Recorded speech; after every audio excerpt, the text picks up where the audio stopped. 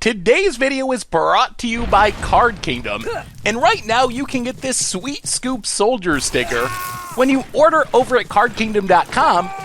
Just mention in your order notes that you want a Scoop Soldier sticker when you go to checkout. Hello everyone, it's Seth, probably better known as Saffron Olive, and it's time for another Instant Deck Tech.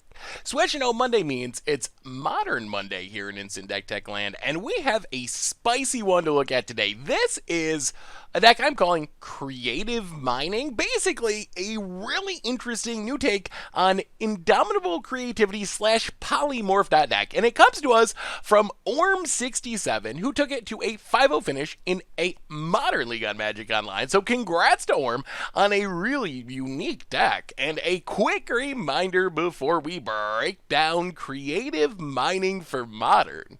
If you enjoy this deck and you want to see it made into videos, take a minute, click the like button, the subscribe button, leave a comment, anything you can do to support your deck, because whichever deck is most popular gets a shot at being made into videos next week. So let's talk Creative Mining, starting with our mine, Dwarven Mine. And if you had told me when we got Throne of Eldraine previews that Dwarven Mine would be a modern card, I probably would have laughed at you. But Dwarven Mine, it's just a mountain, a non-basic mountain that when it comes into play, if we have at least 3 other mountains, it makes a 1/1 dwarf creature token.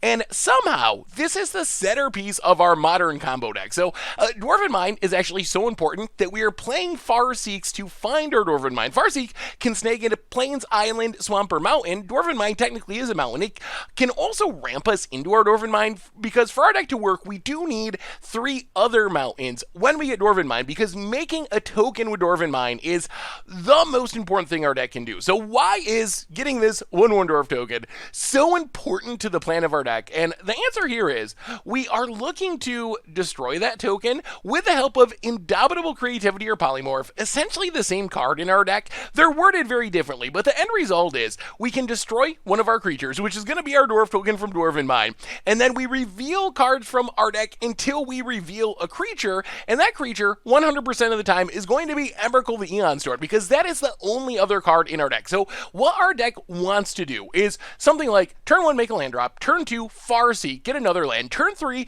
Dwarven Mine, and then Polymorph for Indomitable Creativity, automatically 100% get an Emrakul the Aeon Storm. And if there's one thing we know about Modern, it's an Emrakul coming down on like turn 3 or turn 4 is pretty much always good enough to win the game. It attacks, it annihilates, we don't technically get an extra turn, but that's fine.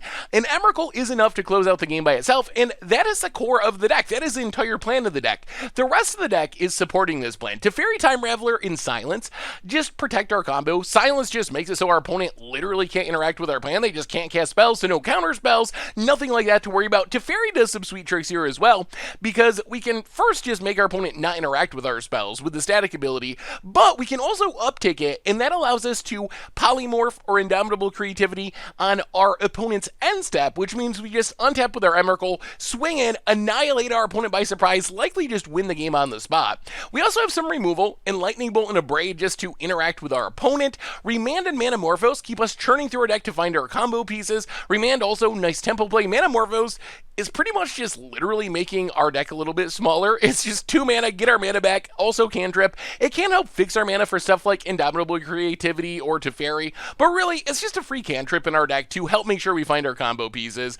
Mana base wise, we are very focused on being all mountains. Because we need 3 mountains for our Dwarven Mine to work, we have a bunch of fetch lands and a bunch of mountains, a bunch of shock lands, a single basic land, but basically this ensures that every single land we're putting on the battlefield is counting towards those 3 mountains to turn our Dwarven Mine on, get us that token so we can win the game with our Emrakul.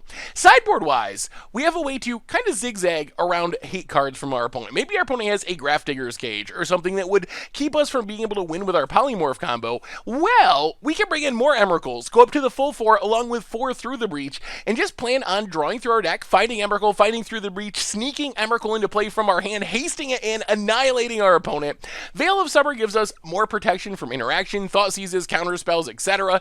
Wear Tear, Ancient Grudge to deal with artifacts, and then Rested Piece as a way to shut down graveyard decks. And that is Creative Mining for Modern, and that's better instant deck tag for today. So thank you so much for watching. I hope y'all enjoyed it, and I will talk to you soon. Thanks for watching the video. If you enjoyed it, help us out by clicking that like button down below. And to keep up on all the latest and greatest, click that subscribe button. And don't forget to hit that bell icon to get alerts whenever we have new videos. And if you want to, check out some of our other sweet videos here and here.